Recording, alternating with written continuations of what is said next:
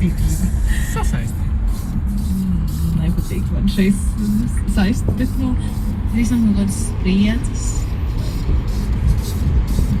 Kā tieši, viņi jau tieši vēlas būt saistīti, ja jau šie divi cilvēki preces, ne?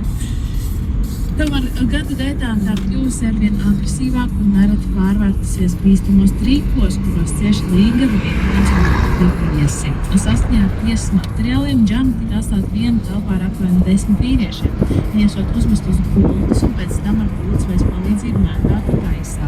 Pirmajā reizē brūk viņu noķēra, taču otrā metiena laikam notikus grības, uztot pirmā jostas skrievņu gultu. Džana slimnīcā pavadīja 18 dienu. Augustā veiktajā medicīniskā ekspertīze viņas galva tika klasificēta kā 9. pakāpes invaliditāte, kas atbilst 20% no pastāvīgam darbspējas zudumam. Sievietēm iesūdzēja tiesā līgavanu un demonstrītas incidentā iesaistīt piepšot apmēram 35 000 eiro kompensāciju par medicīniskajiem izdevumiem un morālo kaitējumu. Tagad visi tie, kuriem šogad pārnots kās, lūdzu, nesabojājiet attiecības ar saviem cilvēkiem šādā veidā, lūdzu, nevienu nemētājiet. Saturasmērtīgs gadījums par to, ka ielūza filtiņus, kurus fotografējās. Un tas nebija tā. Šeit, es pieļauju, ka iesūdz tiesā, tad jūs laikam vairāk tādas draudzīgas attiecības nevar, jo arī tas ir jādara likumīgā ceļā. Ja es pieļauju, apzinoties to, mēs normāli cilvēki, ja mēs pārstuši tādā veidā palīdz atbalstot, tad risināt situāciju. Līgavas māsai pasākumu dēļ stāvus. Taki. Un tātad tiesgalā viņai piesprieda kompensāciju, aptuveni 35 000 eiro apmērā. Spriedumā norādīts, ka jaunajam pārim jānosaka 40% atbildības, jo kā pasākuma rīkotāji viņi zināja par plānotajām izdarībām, taču tās nenovērsa. Vīrietim, kurš ierosināja šo triku, tika noteikti 20% atbildība. Savukārt pārējiem dalībniekiem tika uzdot savā starpā sadalīt atlikušos 40, jo viņi nespēja pierādīt savu neiesaistīšanos.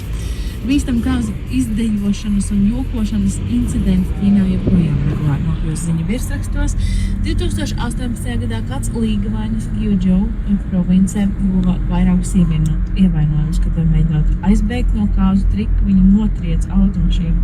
Tas tiešām notiek šajā pasaulē, bet tas tikai filmās un šovos. Savukārt šī gada sākumā citu līdzīgi virtuālā laikā kāds cits līgavainis tajā pašā provincē salauza kāju un tiesa vēlāk vainīgiem lika viņam samaksāt 10 000 eiro kompensāciju. Kāzas ir vien bīstam padarīšana. Tiešām, lai jums to vajag. Vajag, tikai prātīgi. Jā, arī iztīties galvenais stiprus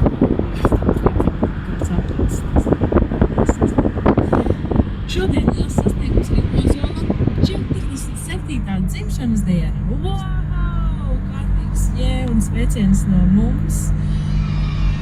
Ozols pagājušajā nedēļā viesojās arī šeit studijā. Izskatās viņš labi, žiperīgs, pāris minūšu laikā no veikala bija ticis līdz vecrīgai, kā ir arī labā formā. Un viena no manām mīļākajām Ozola kompozīcijām arī tev, lai tiek viņa dzimšanas dienā kopā ar Lindu Lindu. Cīņa dzīvajā versijā, kur tur ierakoja projekts.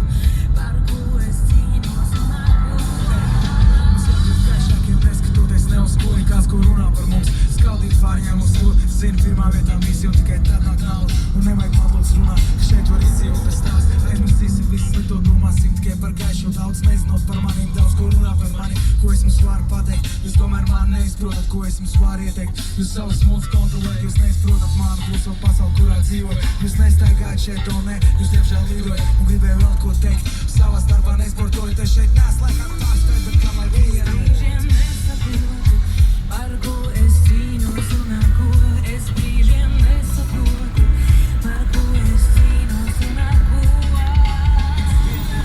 Šī dzīve ir ziņā, šeit ir tums un šeit ir gaisma. Mums tava izvēle ir brīva būt vienam par otru. Mācēt cienīt vienam otru, paprast kādreiz to sev, vai es to pats mazprot. Nezinot neko par katru garām ejošo, mēģināt taktiskam būt, neskatoties ne uz ko, izrādīt cieņu citam.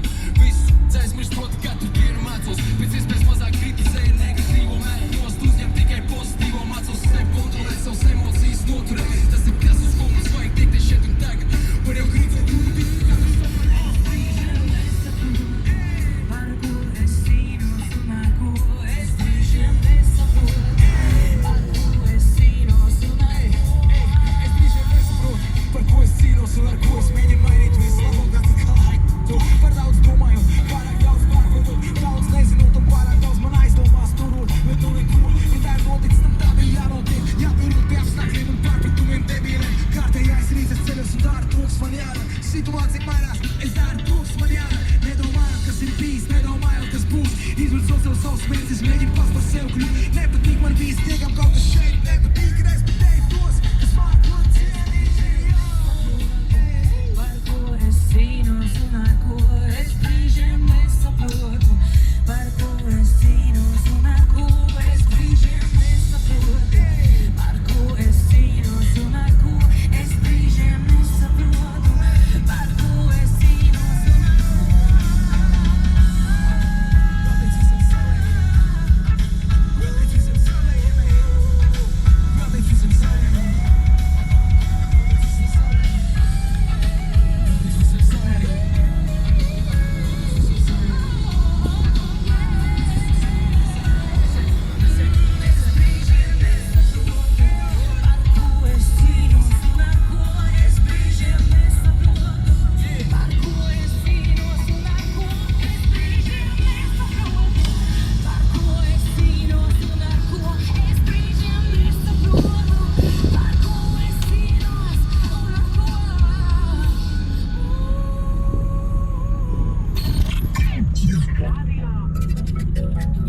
Pieci.